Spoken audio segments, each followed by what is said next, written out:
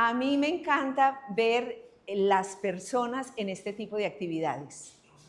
Y decía que no les agradezco, sino que más bien les reconozco que ustedes opten por este tipo de actividades, porque es muy rico optar para los paseos, para todos esos programas de bienestar que realmente son ricos y hay que disfrutarlos, pero es que no siempre vamos a estar en el goce, porque en la vida se nos atraviesan muchas cosas con las que no contamos. Y nunca, ni desde pequeños nos enseñaron ni a envejecer, ni a no tener trabajo, ni a enfermarnos, no nos enseñaron. Entonces vamos por la vida pensando que todo lo merecemos, que rico, el disfrute, y cuando llegan las cosas difíciles nos encontramos en encrucijadas y no sabemos qué hacer. Cuando creo yo rico sería que desde niños se nos hablaran que la vida es de subidas y bajadas, de subidas y bajadas, y que hay momentos que es precisamente esas bajadas lo que nos van a hacer valorar el resto, pero sí estar conscientes de muchas cosas. El cuidado es una de esas cosas, ¿cierto? El cuidado es, no sabemos cuándo nos va a tocar o que alguien nos cuide o nosotros cuidar a otras personas, que no nos vaya a coger de sorpresa. Ese es el presupuesto del Comité de Solidaridad. Es simplemente ofrecer información para que la gente espabile, disfrute este momento, el hoy, el paseo, la dicha, pero que sepa que en algún momento, cuando la adversidad se ponga de frente, estamos ya ya hemos oído un poquito hablar de eso y no nos coja de sorpresa. Hoy entonces invitamos, aquí tenemos pues a José Alberto, es el presidente de ASOPEN, de la asociación. Yo le hablé un poquitico a usted de la asociación, es una maravilla, todos los beneficios que nos brindan, todo eso. Lina, que es la asistente de la presidencia, y esta es una maravilla de un grupo pequeño de los pensionados de ISA e ISAGEN. No están todos, creo que van a venir graneaditos. El caso es que yo conocí, Néstor y yo conocimos al padre Edward con una charla magistral a un congreso de cuidado y compasión que se hizo este año. El tipo, ay, me excusa que le haya dicho padre así el tipo, se bajó una charla que yo ahí mismo lo vi para ASOPEN, porque aquí tenemos que despertar conciencia de muchas cosas. El padre es sacerdote de la Arquidiócesis de Medellín, es docente de filosofía y teología, y sus alumnos, que conocí a algunos de ellos en ese congreso, pues me hablan maravillas, y yo personalmente también me llevé la mejor impresión. Es decir, él sana con lo que cuenta, porque además tiene muy buen humor. Entonces, él es el invitado hoy para hablarnos de formas básicas del cuidado. Padre, este auditorio es suyo. Muchas que gracias, se luzca como se lució en el Congreso. ¡Qué compromiso! ¿Cómo han estado? Muy bien, muy bien. Bueno, qué rico. Bueno, me alegra pues, bienvenidos también. Ya saben un poco de mi presentación. Además, dentro de la universidad resido aquí, en este lugar, en este bloque, donde está la escuela fundacional de la universidad. Aquí es la Escuela de Derecho y Ciencias Políticas, que es más nueva. Y como es una universidad confesional, dentro de esta facultad, yo soy capellán. Entonces aquí vivo la vida con estos jóvenes a toda hora y ellos me hacen pensar un poco pues también como la vida. Entonces bienvenidos a este espacio, a este rincón que es donde habito. Hace 21 años soy sacerdote y bueno, me dediqué a estudiar filosofía y teología y es lo que me dedico a enseñar. A ver, Nuri me hizo caer en la cuenta de esta preocupación por el tema del cuidado, como ella misma lo dijo, hace unos meses trabajamos aquí el Congreso del Cuidado y la Compasión, ya llevamos el segundo, y es una inquietud que tiene la universidad de empezar a construir estructuras de cuidado. A ver, ¿yo qué les digo? Esta fue la vida que nos tocó vivir. nosotros no nos tocó vivir en el siglo XVII, hemos leído, ¿cierto? No nos tocó vivir en el siglo XIII, hemos leído. Pero por lo que uno ha leído, y creyendo que lo que ha leído lo ha leído bien, yo a veces siento que sí nos ha tocado un mundo enrarecido. Y cuando les digo enrarecido, me refiero a que siempre la vida ha tenido dificultades. Pero hoy hay una característica que es muy puntual, y es que ante las dificultades y los cambios eran más lentos. Hoy los cambios son vertiginosos y son contemporáneamente cambios que nos impactan, dirían los latinos, ipso facto. Claro que la vida se vio revolucionada cuando descubrieron la rueda los sumerios. Pues claro, antes se demoraban 3 años yendo de Babilonia a Egipto a llevar un recado. Descubrir la rueda nos generó todos los sistemas de transporte. Cuando descubrieron el cero, eso cambió la manera de contabilizar la vida. Díganme ustedes, cuando los homínidos descubrieron el fuego, se demoraban 4 o 5 días masticando un pedazo de carne y después otro animal vio a otro que dijo, y este como come rápido, ya cocina, mastica en 4 horas y le quedaron 4 días libres, ¿para qué? Pero eso era lento, para pasar del fuego a la rueda pasaban 1000 años, bueno. Pero hoy surgió, y este tema de la inteligencia artificial, y surgió el internet. Yo creo que cuando ahora construyan un libro de historia dentro de 1000 años, van a decir que esta fue la generación, yo sostengo como hipótesis, la del internet. Y eso nos cambió, además que a usted le tocó hacer alguna consignación. Aquí estaban asustados porque el anterior decano todavía estaba tramitando una chequera. Y todos le decían aquí, hombre, Jorge Octavio, vos sos una chequera, ¿para qué? Y él matado porque él quería como tener chequera. Eso antes había, pues yo no conozco bien, ustedes me perdonan la ignorancia, eso había que endosarlo y darle vueltas y esperar 2 días. Eso hoy tenemos, yo no sé si ustedes ya se actualizaron y si no lo podemos aprovechar, tenemos las llaves de Bancolombia, las tales BRE, y eso se consigna y se fue. Hoy todo, ese solo signo económico es solo un símbolo de lo que hoy pasa en la vida, un chisme, una mala noticia. Y creo yo que en un mundo enrarecido por la velocidad vertiginosa de los cambios, entenderán un poco, yo me he dedicado a trabajar filosofía griega, entonces como soy un enamorado de lo clásico, creo que parte de la respuesta a lo vertiginoso es justamente lo clásico. Y yo creo que en tiempo de dudas es mejor acudir a lo conocido, porque le sirve a uno de soporte. Y en ese orden de ideas, cuando me propusieron allá y me volvieron a proponer aquí, yo creo que parte de poder entrar al futuro es generar lo que yo he denominado formas esenciales del cuidado y la compasión. Y les quiero proponer al menos 2 o 3 de esas, ¿cierto? Unas formas esenciales. Comencemos por una solidaridad.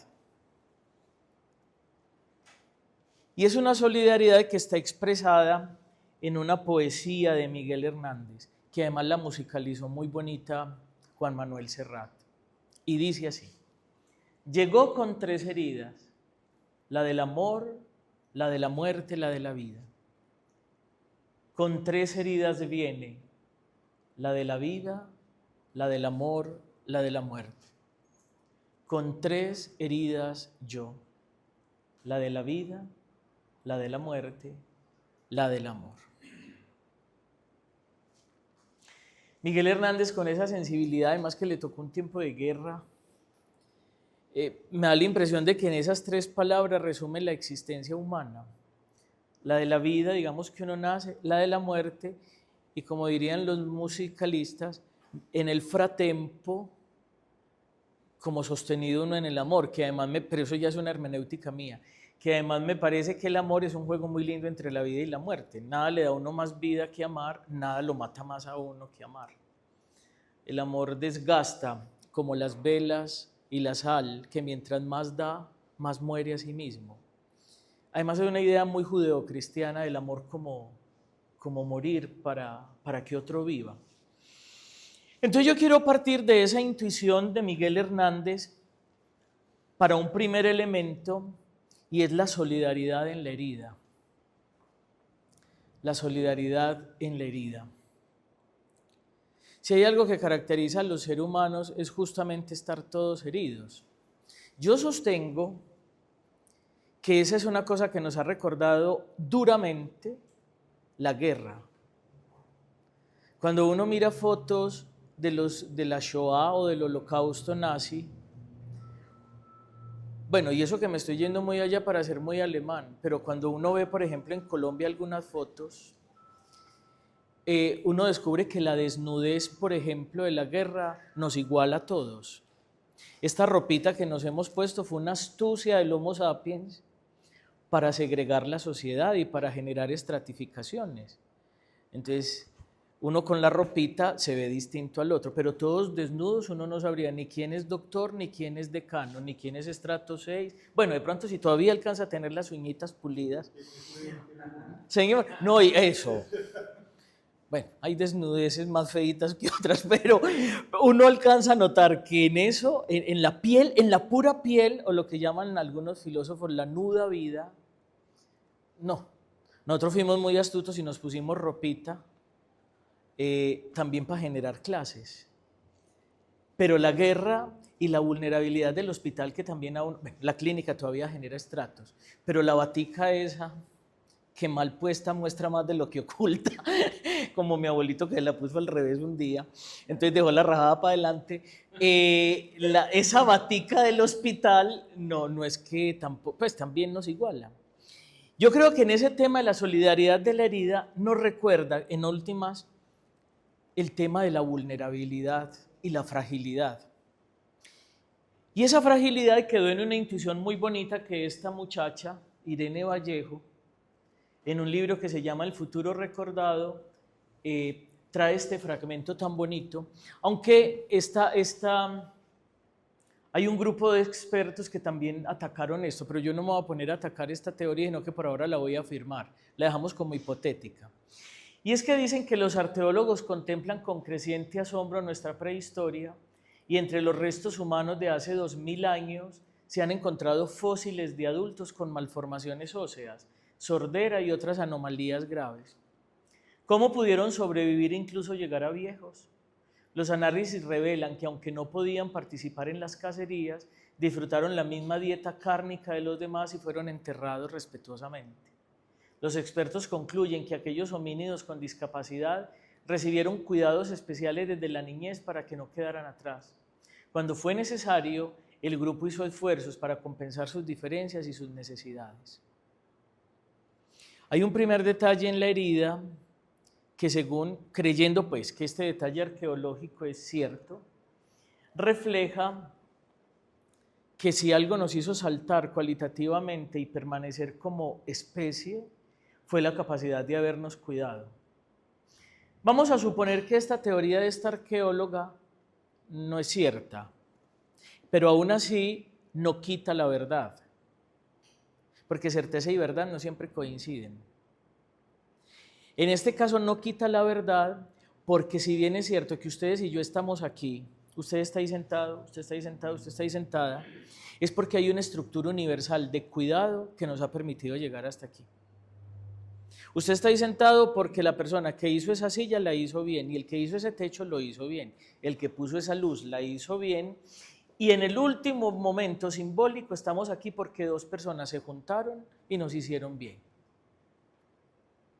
Uno está donde está porque aunque hay una cosita que no funcione y empieza a funcionar mal el azúcar y empieza una cosa a funcionar mal, la mayoría de las cosas están bien. Y el señor que viene manejando el avión por allá lo maneja bien y no se nos vino encima. Uno se pone a hacer un checklist de gratitud y hay miles de cosas que han estado bien. ¿Cómo es posible que haya un orden cósmico que haga que la Tierra no se desprenda de su Sol y que un agujero negro no se haya acercado lo necesario como para espaguetizarnos? Y que aún en el espacio infinito los planetas no se caigan y se nos vengan encima. Y que las bacterias sean mutantes para que no nos destruyan. Y que a alguien se le haya ocurrido descubrir la anestesiología y hoy no nos tengamos que embriagar para que nos operen. El mundo está lleno de cosas hermosas en medio de dificultades. Y todo es de un secreto y callado, cuidarnos. Ustedes dejaron su casa y se vinieron porque creen que este pequeño grupo no representa una amenaza para ustedes. Si les dijéramos que vienen 3 participantes de Asopen y que vienen 3 tigres, 2 leones y un oso panda, a lo mejor no vienen. Nos van a meter en un salón. Eso es una bomba. Uno creería medianamente que entrar en un salón de clases, entrar en una clínica y entrar en una asociación es gente que nos va a ayudar a cuidarnos. Y están aquí porque creerían que se pueden cuidar. Esta solidaridad en la herida, que además viene con los cuidados, yo quiero proponer una estructura esencial que siento que es humana, de lo que quise proponer en ese congreso, que son 3 estructuras esenciales del cuidado. Y con eso quisiera pues irrigar todo el universo humano. Cuidado implica cuando nos sentamos a tomar un café, cuidado implica que la mamá está enferma, cuidado implica que una hermana se postró en la cama, cuidado implica que me está doliendo la rodilla, o sea, cuidado en general. Pero yo con esto lo que he querido y donde me han llevado, lo que quiero proponer es, en un mundo enrarecido, una posibilidad de, a ver, ¿cómo lo digo yo? Si yo fuera proselitista, estaría tratando de convencer a alguien de que se una a estos sueños románticos de crear redes de cuidado y compasión. A ver si podemos ir interceptando con un poco más de esperanza el futuro. Porque si no nos unimos, nos puede entrar el cáncer de la desesperanza. Y entonces quiero proponerles a ustedes y conversar con ustedes en torno a 3 formas esenciales del cuidado. Y la primera de ellas es que antes de ir a protegerlo, ponerle un chalequito, que antes de cuidarle y moverle la silla para que usted no se tropiece, creo que hay 3 formas que son humanas, que nos hicieron ser sapiens y que creo que si en ellas nos concentramos, podemos cuidarnos. La primera de ellas es aprender a cuidar las palabras. Justo cuando hablamos del Homo sapiens es porque creemos que es un hombre capaz de logos, y en griego la palabra logos se traduce tanto por razón como por palabra. Entonces, si quisiéramos ser más juiciosos con el griego, nos tocaría decir que el hombre es un animal que tiene logos, es porque es un animal que es pensoparlante, que piensa y que habla. Entonces, he aquí una primera propuesta. Miren este poema tan lindo de Ángel García Valente. Vamos a ver si se escucha.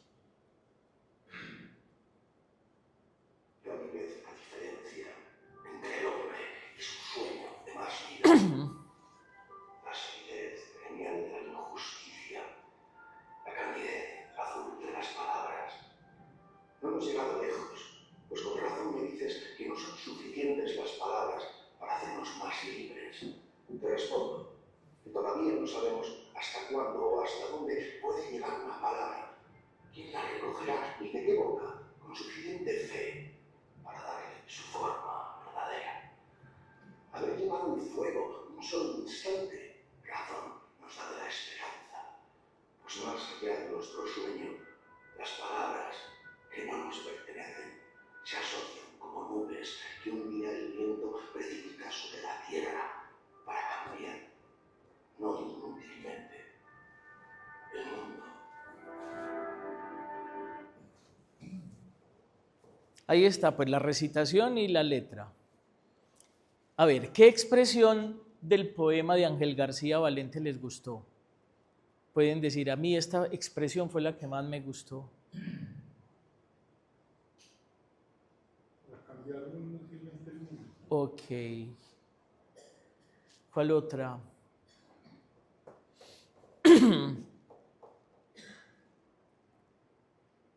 Es el que desconocemos. ¿Cuánto puede herir una palabra? ¿Cuánto puede, en este caso, herir? A ver, otra expresión que les guste. Sí, ¿quién recoge? ¿Quién? ¿Quién recoge? Empecemos de atrás para adelante. Así se llama el poema, no inútilmente. Según ese poema, las palabras pueden cambiar el mundo. Porque usted no sabe, como tú lo llamas la atención, quién recogerá ni de qué boca una palabra. Ustedes que están en una etapa de la vida más grandes, están llenos de palabras que les vienen dando desde pequeños. E incluso, yo no sé, pero esto es pura fantasía literaria mía, pura ficción. Uno podría hacer un diario para recoger cuáles son las palabras con las que hoy quiere vivir o cuáles son las palabras que más pronuncia. ¿Alguna vez se han puesto a pensar cuál es la palabra que más pronuncian en un día? Porque a veces el tamaño de las palabras de uno marcan el estilo de vida que uno tiene. Cuidar las palabras, no inútilmente. No inútilmente.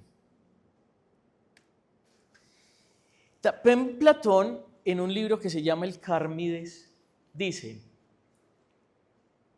que Sócrates le cuenta a sus compañeros que mi remedio consistía en cierta hierba, pero que era preciso añadir ciertas palabras mágicas, que pronunciando las palabras y tomando el remedio al mismo tiempo se recobraba enteramente la salud, pero que por el contrario las hierbas sin las palabras no tenían ningún efecto. En este texto Platón está sosteniendo junto a Sócrates, porque dice que Sócrates tiene un dolor de cabeza muy fuerte. Hay un discípulo que tiene dolor de cabeza y le dice, si te quieres curar, yo te recomiendo esta hierba que lo aprendí en Egipto, pero junto a esas hierbas tiene que poner palabras dulces.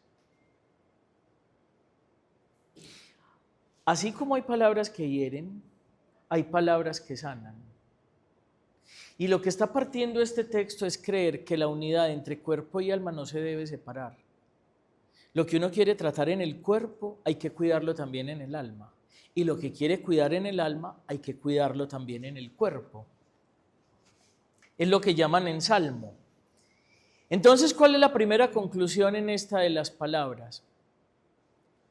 En un esquema enrarecido o en un mundo enrarecido, si uno quiere crear una red de cuidado y de compasión, quizá, en mi propuesta, por eso digo quizá como respetuosamente, quizá convendría comenzar a cuidar las palabras, que tiene que ver incluso como con una terapéutica del alma. Es lo que yo les decía, ¿cuáles palabras pronuncio? ¿Cómo me dirijo yo al otro que me estorba? Porque incluso hay cosas que no le digo explícitamente, pero es que no necesito decirle explícitamente. Es cómo me refiero yo al otro dentro de mí. Peor aún, porque según las palabras que yo utilizo para referirme al otro, pero que se quedan dentro de mí, es como en las películas de acción, explotar una granada y echármela al bolsillo. Termina uno envenenándose uno mismo. ¿Con qué palabras me dirijo yo a quienes amo? ¿Con qué palabras me refiero yo, por ejemplo, a mi etapa de la jubilación? ¿Con qué palabras me refiero al trabajo? Primera conclusión, lo que les quiero proponer es que cuando uno quiere un esquema de autocuidado y de cuidado a los demás, debería estar vigilante con qué palabras uno se mueve por el mundo. Si es verdad que en el contexto de la naturaleza yo soy el único animal que habla, no que se comunica, todos se comunican, pero si yo soy el único animal que habla, ¿con qué palabras me estoy moviendo en ese mundo? Y para hacer una activación muy sencillita, si yo les preguntara en el español, ¿cuál es para ustedes la palabra más hermosa? ¿Cuál dirían? Así a quemarropa, amor, amor. ¿Ah? Gracias, gratitud, amor, vida, compasión, gracias, comprensión, felicidad. ¿Quién da más? Paciencia. Por favor. Humildad.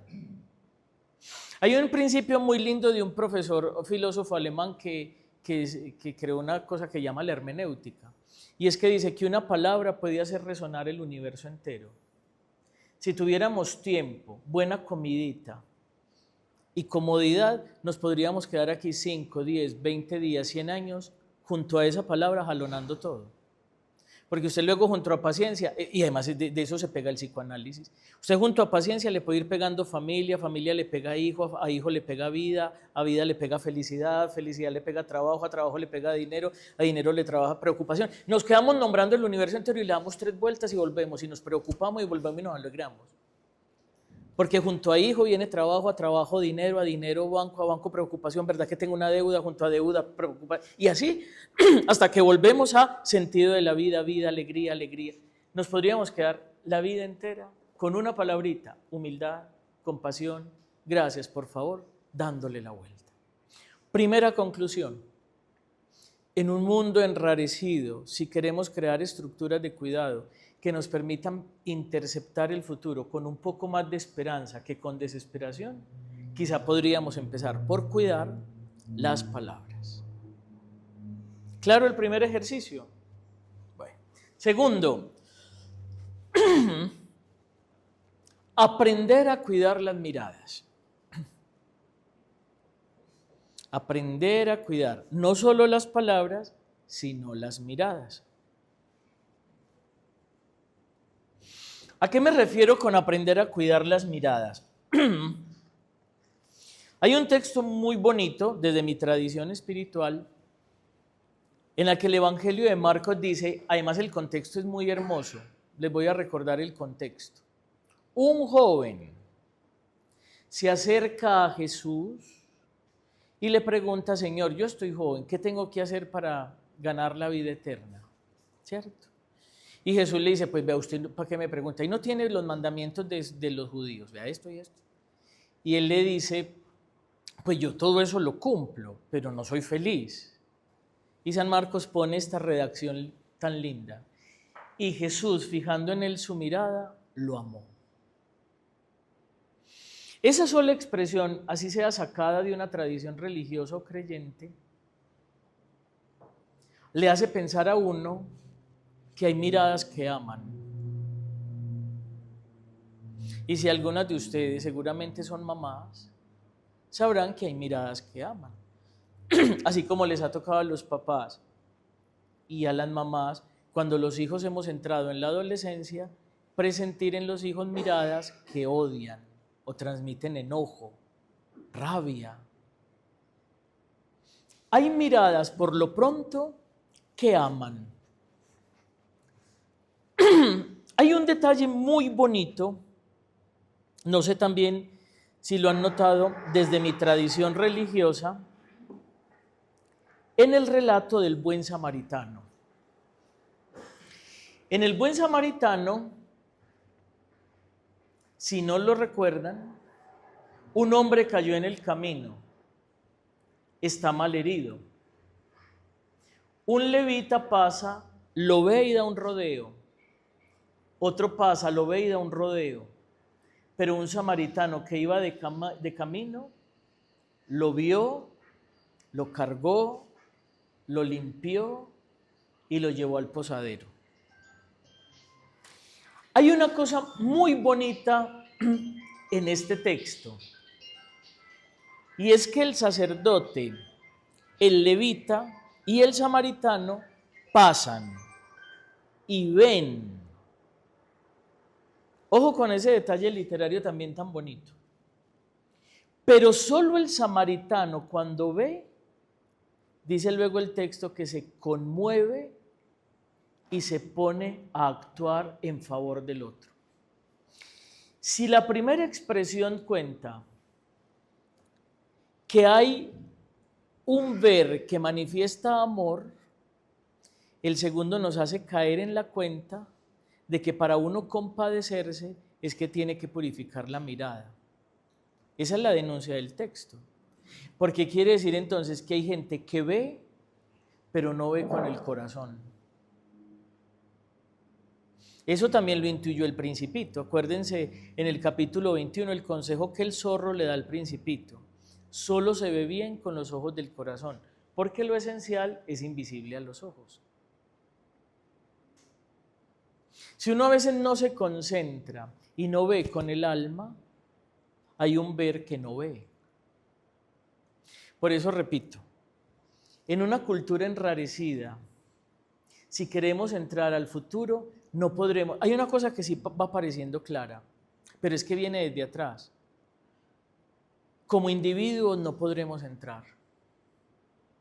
O entramos en grupo y creamos estructuras comunitarias o no podremos entrar.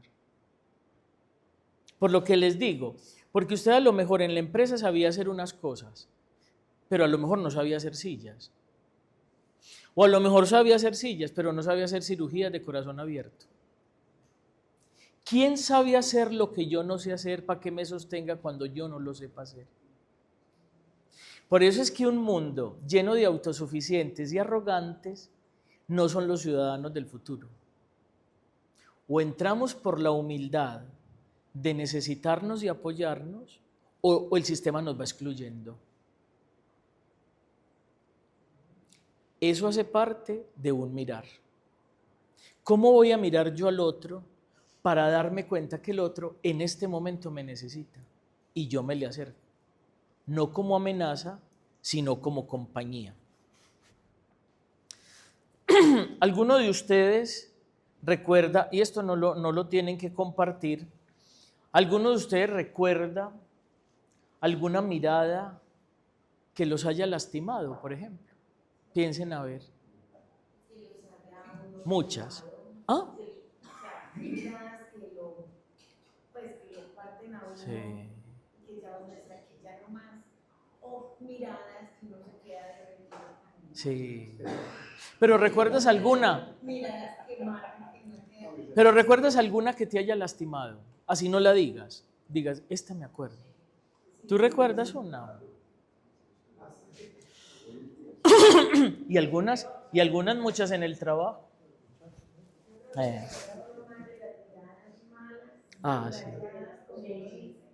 Pero ahí está lo que yo proponía ahorita. O sea, a mí también, yo, con las miradas bonitas, ya uno como que deja de mirar eso y se acuerda de las bonitas y respira y ya. Ahí es lo que yo les decía ahorita, la decisión que puede tener uno de empezar a hacer un checklist mejor. Yo creo que cuando uno está un poco desanimado en la vida, a veces lo que hago con los jóvenes es ponerlos en dinámica de la gratitud. Cuando los veo muy enfrascados en ansiedad o en tristeza, yo les digo, ¿por qué no empiezas a hacer un checklist de gratitud? Como ese que les digo. Sí, puede ser que la rodilla no me funcione, puede ser que mi hijo se fue de casa, sí, pero también hay que reconocer que la silla está bien, la luz está bien, el piloto está bien, el cielo está bien, el agujero negro está muy lejos, el meteorito todavía no cae. Hay un montón de cosas que están bien, Nuri. Padre, hay cuestiones también como de sensibilidad, ¿cierto? Ajá. Porque no sé de parte de quién está el temor, del que mira mal o del que se toma que lo están mirando mal. Y uno ve en grandes comunidades, es como a veces la herida de una persona la lleva a desconfiar, a tener miedo y lo vuelve un daño. Sí. Entonces posiblemente tiene miradas donde hay un niño necesitando ser comprendido. ¿Cómo puede uno saber Claro. si en estas personas que te miran mal, y ahí es donde uno dice, no, es que es tímido, no, es que es sí, pero que a lo mejor no hay la intención de mirarte mal, sino que tiene miedo y se está protegiendo? Sí, y sobre todo aquello de que la mirada es ventana del alma. Ven, te ayudo de aquí, por favor. Es que está haciendo. Ay, sobre todo los que están aquí. Estos están en Alaska y estos están por Puerto Rico. Ah, pero no, este no está funcionando. Y te dieron este, sí. Ahí ya. Bueno, entonces la segunda conclusión sería que una forma esencial también de cuidado es aprender a mirar. Hay otro poeta que dice, cuando habla de gente necesaria, dice que hay personas que con solo abrir la boca encienden la ilusión y los rosales. Y hay gente que con solo dar la mano acaricia el alma. Hay gente que mirando acaricia el alma.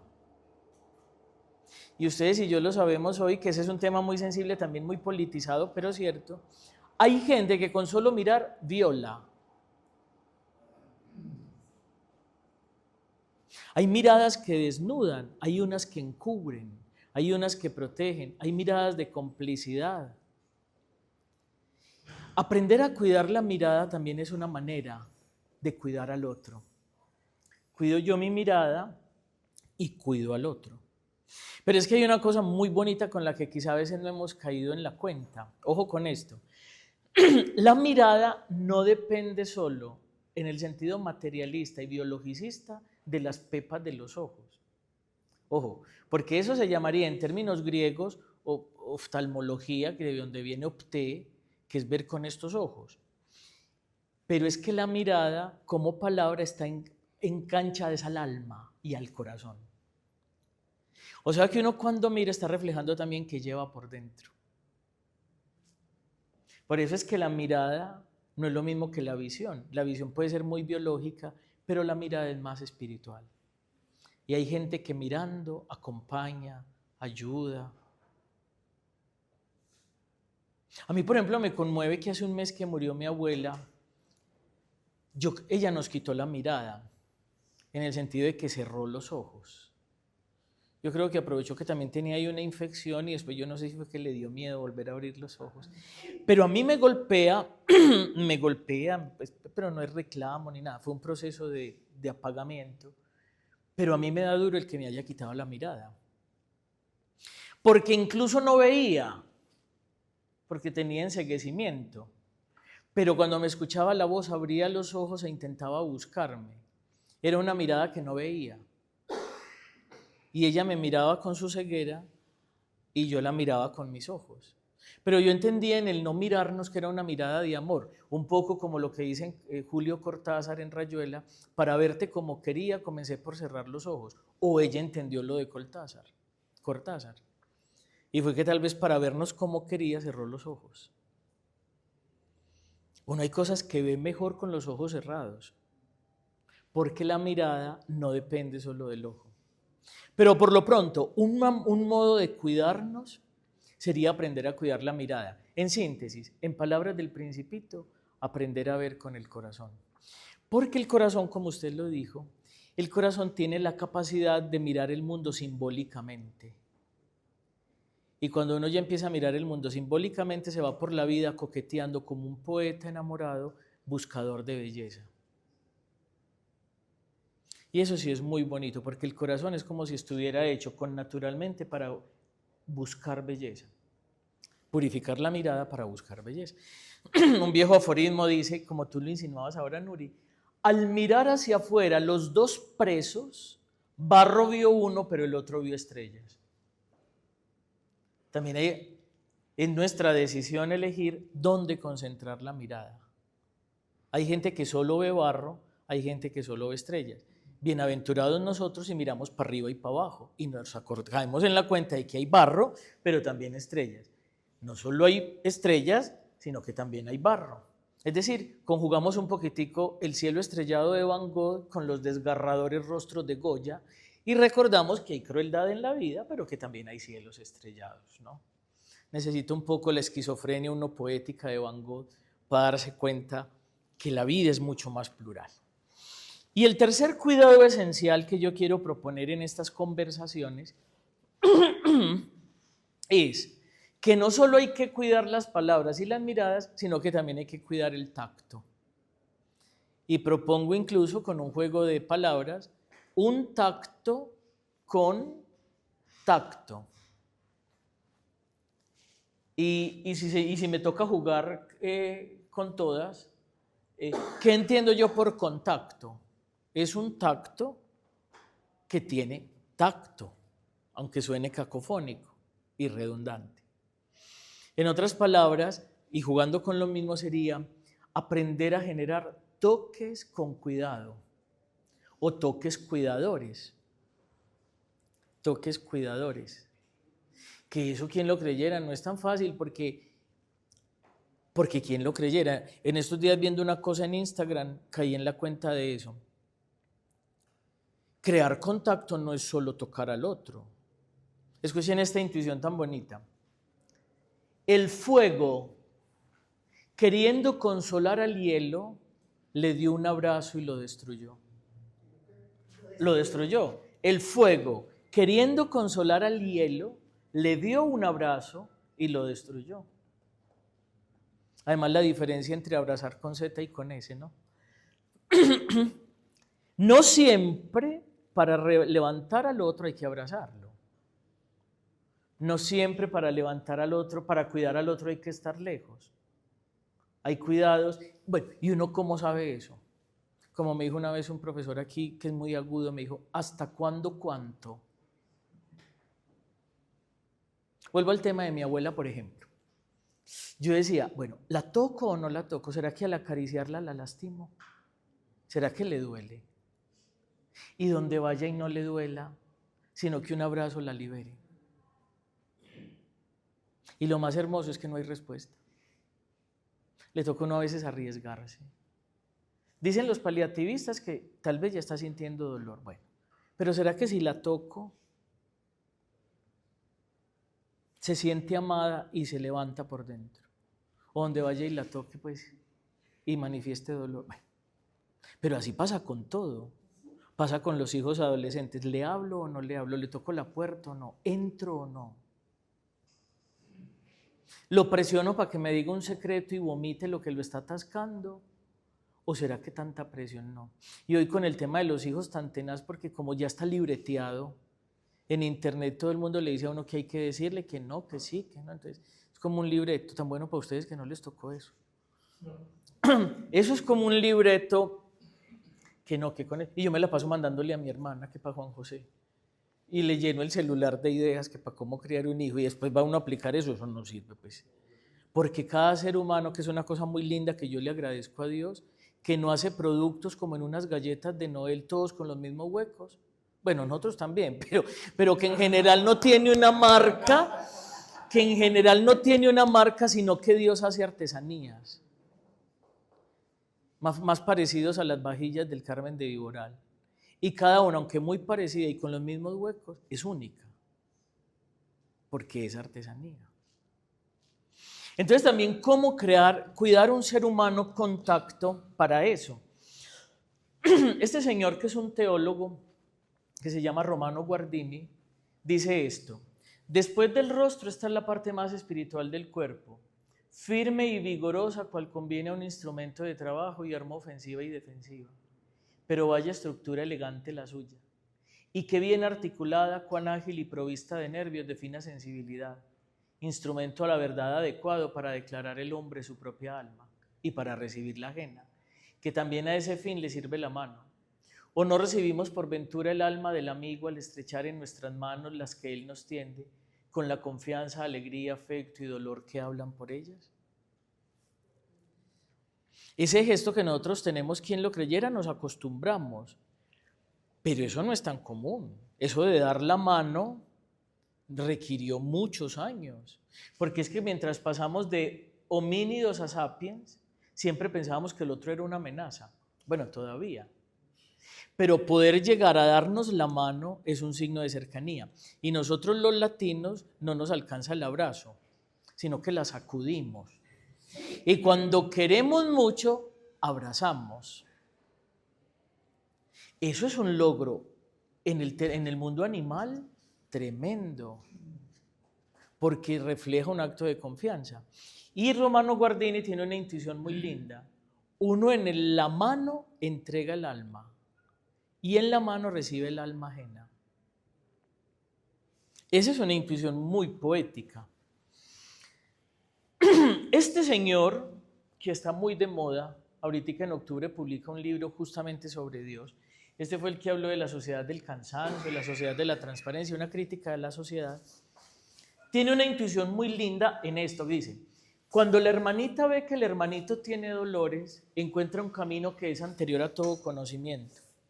Su mano encuentra cariñosamente el camino, quiere tocarlo con una caricia allí donde le duele. Así es como la pequeña samaritana se convierte en el primer médico. En ella opera inconscientemente un saber primitivo acerca de la eficacia primordial. Ese saber primitivo conduce su impulso hacia la mano y guía la mano hacia el contacto eficaz. Porque esto es lo que experimenta el hermanito, que la mano le hace bien. Entre él y su dolor se interpone la sensación de que la mano fraterna lo está tocando, y ante esta nueva sensación el dolor se retira. Ustedes no han visto que tenemos eso como naturalmente, vemos que alguien se va a caer y queremos ir a cogerlo. Pues cuando uno tiene un alma medianamente noble o le ha seguido, ¿cierto? Porque uno podría ser el antiprójimo, que es el que patea o el que empuja. Pero en general nosotros, esa no es la primera tendencia, esa es como una deformación después, pero uno intenta rescatar al otro. Byung-Chul Han dice que la hermanita encuentra para el hermanito un camino intermedio entre el dolor y la curación, y es tocarlo. A nosotros nos enseñaron que además es muy linda porque en el medioevo, por ejemplo, la medicina no contaba como ciencia. La medicina en el medioevo entraba dentro de la Universidad de París y de Bolonia, entraba dentro del, oigan eso tan hermoso, del mundo de las artes. La medicina era entendida como arte, pero ahí fue que todavía le fue muy bien. Antes la medicina pertenecía al mundo de la magia y la brujería. Y repito, ¿cuál es la prehistoria de los anestesiólogos? Una rasca. Emborrachaban a la gente que le organizaban el brazo o lo rajaban y luego le echaban trago, ¿cierto? No debe faltar el que hoy quiera los mismos mecanismos, pero bueno, ya le tocará de otro modo. Muy tarde fue que hoy y hay una cosa de la medicina que en estos días pensaba y me impacta. Hacer una especialidad en medicina como es de complicado pasar, porque solo pasan 1 o 2. Y luego les toca pagar un jurgo de plata para poder estar ahí. Pero después caí en la cuenta que esos 4 años de especialización son sumamente pragmáticos. Es pegar al otro, al interior de un médico, darle vuelta a un hospital y enseñarle cómo se cura y cómo no, y decirle, ¿usted qué ve ahí? Porque no es ni siquiera clase. Se reúnen, dizque cada lunes, hacen por ahí un dialoguito, se dividen un libro, lo exponen. Y yo decía, tan charro, así mismo se formaban los curas en el medioevo, mandaban a un muchachito para una parroquia y le decían, mire cómo se celebra misa y ya. Esa formación es muy básica, porque a la larga el arte de cuidar y de sanar tiene que ver más es con la palabra que con la técnica. Después ya se vuelven todos arrogantes y salen con eso y cobran un dineral y no voltean a ver a nadie, pero bueno, son gajes del oficio, digamos, son daños colaterales. Pero es muy particular que la formación esté en torno a la palabra. Y tan charros estos residentes. Los ve uno pegados al otro médico sufriendo que porque hay unos muy malas clases. Y son todos lambones con ellos. Y después salen a replicar. ¿Por qué no aprenden que lo que están esperando es una palabra? ¿Y qué están aprendiendo? Puras palabras. Contacto, tacto. El arte de curar, tal vez a la medicina habría que recordarle que depende de la magia, más parecido al Carmides de Platón, y de las artes. Pero cuando empezaron a creerse ciencia se volvieron arrogantes. Dinos. Y las brujas, pues, como tales, también no están ahí con su palabra y su medicina no. Sí. Pues Por eso, es que el mundo mágico que no ha dejado de existir es el cuidado a través de la palabra. Que ya luego si uno quiere meterle un rasero excesivamente racionalista, tienen mucho que ver con la sugestión. Y que también la religión juega con la sugestión. Sí. no se alivia o se enferma. ¿O qué? O se enferma o se muere. Sí. Una bata blanca. Bueno, Byung-Chul Han. Hay otra intuición muy linda de este poeta boyacense colombiano, Jairo Aníbal Niño, que en un versito en el libro de la caricia dice: cuando la madre esparce la pomada en el pecho del niño indispuesto, lo que lo cura no es el medicamento, sino la caricia. Yo tenía una prima que le curaba a la hija los dolores de cabeza con gotas de agua. Entonces ella decía, ay, me duele, ya le da unas goticas de agua, y ella decía, ay, mamá, me alivié. ¿Sí? Es que la vida está llena de placebos. Y yo creo que esa misma estructura nos autoprotege. Porque si uno va a esperar a sanarse con todo lo que explica, no. Dinos, Nuri. Y ese roce, y si alguien me deja de llorar. Dinos tú que te dedicaste a aprender narrativa para niños y curar niños. Claro. Además hay una musicalidad, es una sanación. Yo todavía cojo a Juan José cuando se aporrea jugando fútbol y le digo, venga, pues yo le curo el piecito. Ya no le pego pues que al muro, como antes que ustedes le pegaban que al muro y que a la puerta. No, la culpa no es de la puerta. Pero yo al menos le sobo el piecito y le venga, pues un besito. Ay, tío, ya me siento mejor, ¿cierto? Bueno, ahora bien, ¿cuál es mi conclusión y mi propuesta después de estos cuidados? Repito, para coger el hilo conductor. Si queremos ser cada vez mejores humanos, nos tocará entrar al futuro en un mundo enrarecido en grupo. Es decir, la intuición primera que nos dieron atrás, y es que tiene que haber un grupito que cuando otro le quiebra el fémur, alguien lo protege y le da comida para que entremos todos juntos. Porque hay una trampa miedosa. El ejemplo que te ponía ahorita de la silla, y si no la silla, ¿quién te opera corazón abierto? Hay una cosa muy miedosa. Nosotros podemos ser antropófagos. Uno destruye al otro. Volvámonos a Ángel García Valente, pero uno no sabe quién o de qué boca tomará una palabra para darle su forma verdadera. Yo no sé si al destruir al otro estoy dañando justo el cardiólogo, que es el único que me sabe operar de corazón abierto, y cuando yo me quiebro no tengo quien me cuide. Nosotros, si nos autodevoramos, nos dañamos a nosotros mismos. Uno podría hacer que algún día le digan a uno, vea, le dejo ser Dios por mediodía. Haga un checklist de quién quiere eliminar. Vale. Y pasa lo que alguna vez le dijo un niño al papá. Papá, ¿y entonces qué pasa si nosotros matamos a todos los malos? Y le dijo, hijo, solo quedamos los asesinos. Si a uno le dan la oportunidad de hacer un checklist, ese checklist que nosotros hacemos para destruir, terminamos a futuro destruyéndonos a nosotros mismos. Porque se nos va en ese checklist la vieja que es fastidiosa, pero que nos hace la mejor comida. Me muero de hambre. El vecino que es sumamente incómodo, pero me quedo sin quien me conduzca en la ciudad. Es horrible, porque nos toca vivir entre cielo estrellado, entre Goya y Van Gogh. Y si no entramos en ese esquema y empezamos a destruir los malos, quedamos solo los asesinos. Entonces, ¿qué les quiero proponer yo y cuál es mi propuesta? La vida madura, que también es un esquema en el que ustedes han ido entrando. Madurez no es acumular años, eso es envejecer. Madurar es esto: hay casa porque hay intemperie, y la intemperie pide amparo. Hay escuela porque hay mundo y el mundo pide atención. Hay casa y hay escuela porque en el amparo y en la atención cada uno puede hacer camino y madurar. Madurar para dar fruto. ¿Qué tipo de fruto? Más casa y más mundo. Según esta propuesta del profesor José María Esquirol, ¿qué significa madurar? Madurar no es envejecer, ni que ya no tienen solo un CDT, sino que tienen 2 y una fidurrenta. Eso es acumular y tener una mediana seguridad. Según poéticamente lo propone Esquirol, madurar es la capacidad de dar fruto. ¿Y qué es más fruto? Crear casa y amparo para que las generaciones que vienen tengan entornos más seguros. Nosotros estamos asistiendo a una generación malagradecida, que entre otras cosas reniegan como de las tradiciones. Pero que estos muchachitos puedan vivir hoy aquí se debe a lo que ustedes callada y secretamente han hecho. Usted, su tatarabuelo, su abuelo, mi papá. Y hoy hay una cosa que se llama en filosofía la deconstrucción y el descolonialismo, claro, quitar las colonizaciones.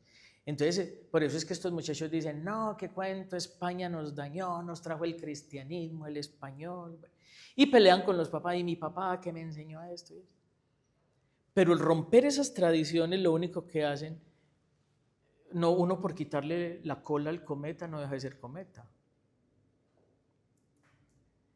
Parte de lo nuestro es, y de ellos, y de los que vienen, será aprender a madurar como la capacidad de crear entornos cuidadores, más casa y más escuela, para generar amparo y atención.